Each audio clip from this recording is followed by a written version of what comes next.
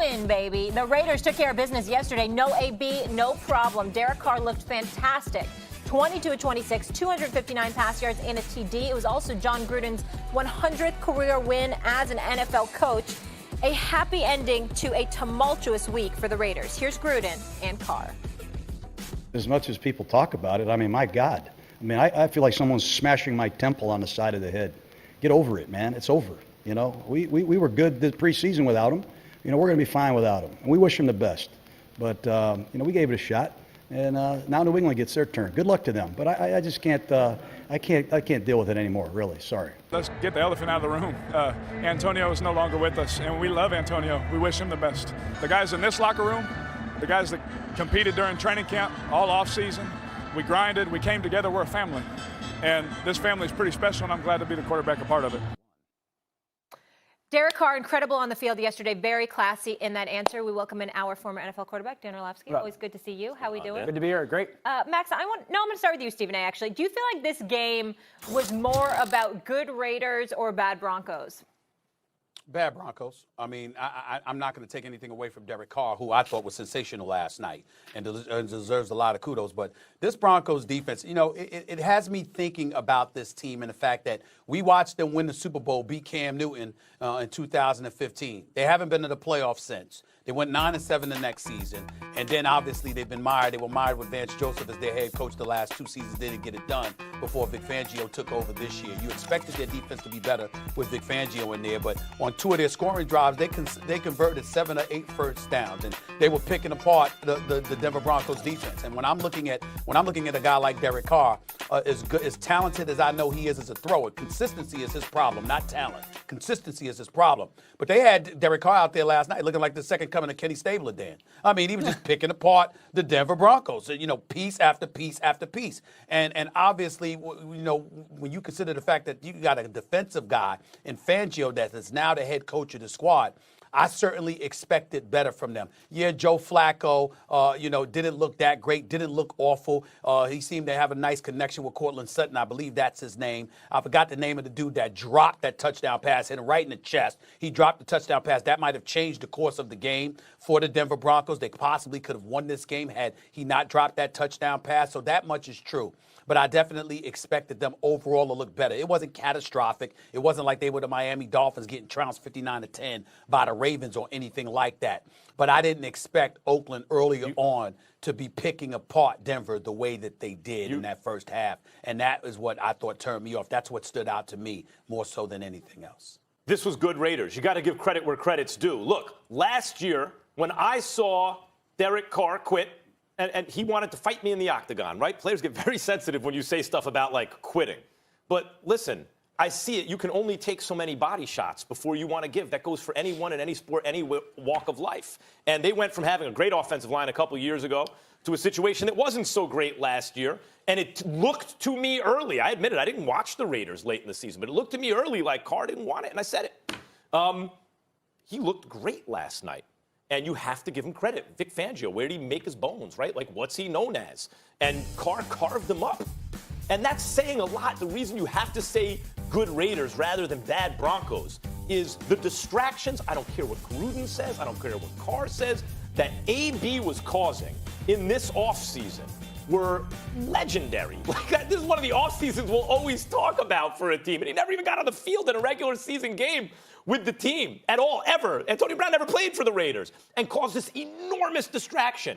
And the quarterback, who is on the hot seat, playing for his career really at this point as a starter or franchise-level guy, comes out and with all those distractions, carves up a team with a guy leading them, you know, from the sidelines who has a defensive mind. Carves them up, got the ball out quick. Now, Josh Jacobs had a lot to do with that, but that's not a knock against the quarterback. If you give a talented quarterback a running game, he's only going to look so bad. And Carr looked really good. Considering the circumstances, you have to say that was good Raiders last night. It's good Raiders and I would say runaway good Raiders. I mean, when we judge performances, a lot of times it's based upon expectation. And Stephen A. used the word, I did not expect the Broncos to look a certain way. Everybody expected the Broncos to win that game last night Because, one, Vic Fangio coming over, and two, everything that had led up to this past week or couple weeks with the AB situation. The Raiders had every excuse not to play well. They had every excuse to go out and lay an egg and not perform at the level that was going to be good enough because of everything that has gone on off the field with this football team. Yet they came out in many ways dominated this football game. Something that no one's talking about is the physicality that they dominated this football game in on both sides of the football. Remember, the Denver Broncos were 1-2 when it comes to combination guys in sacks last year with Bradley Chubb and Von Miller. 0 last night. They hung a goose egg on them. So the fact that they were able to go physically dominate this football team in the midst when they should not have been able to do it is Dan, runaway good Raiders. Dan, do you think that was good? That you say physically dominate, but to me, I give Carr credit because he was getting the ball out so fast. No, I mean Derek Carr played lights out. There was no Derek Carr looked confident. I mean he was getting guys the ball early, putting it up high, accurate with throws. That throw to Tyrell Williams, the touchdown on the crosser, that's thrown over like 3 or 4 different sets of hands. We did not see Derek Carr that last year like that, or the year before. A confident quarterback, a dominant both offensive and defensive line. And again, it's because the expectation was Bradley Chubb and Von Miller are probably going to run this football game, and Vic Fangio, the defensive mind, is going to come over. And, man, the Raiders have had a lot to deal with off the field. That's why the expectations were they wouldn't play well, and they played so well. But, Dan, but here's why you have me feeling even more adamant that it was bad Broncos. And here's why. Because the kind of things that you pointed out about the Oakland Raiders, here's where I beg to differ.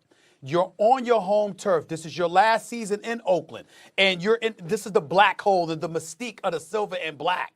There are usually people throughout history that were clamoring to be a part of that organization, clamoring to wear the silver and black and play for the Oakland Raiders. And here was a dude that was celebrating, in a clownish fashion to be gone. All right. Sure. So in anything, that would kind of rally the troops. I thought it was very, very predictable that they would come out like gangbusters, ready to, to do what they can to wreak havoc and what have you. I expected Denver in a divisional game to have an answer for that, not to the point where you could potentially win and say, of course you could lose or whatever. But I didn't expect them to get pushed around, particularly earlier in the game, the way that they did. I expected them to have a response to that challenge, particularly on the defensive side of the ball, now that Vic Fangio was their coach. And I didn't see that. But that's even my point.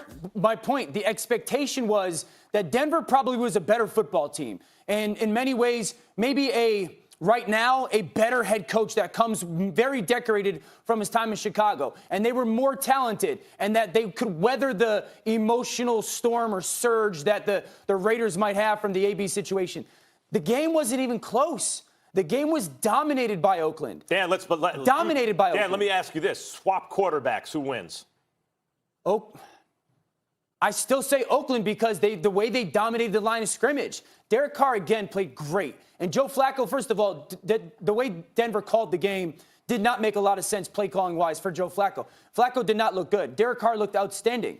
But the way they owned the line of scrimmage, that's why it's such a – and that's something that transfers, right? That is usually, in football, not a one-week thing. Usually you don't dominate the line of scrimmage 1 week and then struggle with it the next week. That's why we've got to praise the Raiders in the midst of the storm that they settled in and won a game that in many ways, because of the variables, they shouldn't have. One more thing. You're saying they get dominated. I would remind you that when that cat Deshaun dropped that touchdown pass, they were down 14-6. Sure. I mean, you catch that touchdown pass, you got yourself a game. We're out of time.